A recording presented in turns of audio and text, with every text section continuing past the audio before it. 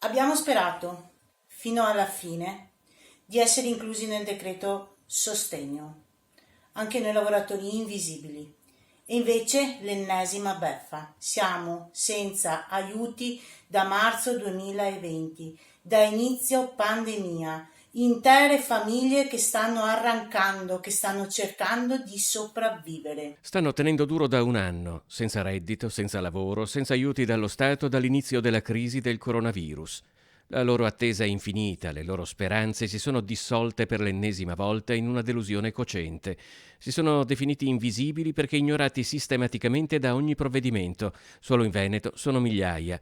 Si sono anche organizzati in gruppo per far sentire la propria voce, grazie a chi come Ellen Grendene di Jesolo è riuscita a portare il loro caso alla ribalta. Abbiamo provato in tutti i modi di sensibilizzare i comuni, le regioni, ma tutti quanti hanno detto che hanno le mani legate da Roma, che è Roma che decide. Dove sono i sindacati che dovrebbero difendere noi lavoratori, che dovrebbero essere i primi a scendere in piazza, che dovrebbero essere loro a aiutarci, a dire ragazzi facciamo questo, facciamo quello. Dove sono? Oggi che quell'attività di protesta, di testimonianza della propria drammatica situazione economica ha semplicemente portato a collezionare dichiarazioni di solidarietà, di promesse non mantenute in un continuo rimbalzo di competenze, Ellen chiede qualcosa che va al di là della politica. Io adesso sono stanca di sentire dire avete ragione. Voglio veramente sapere chi può decidere di chi deve vivere e di chi deve morire.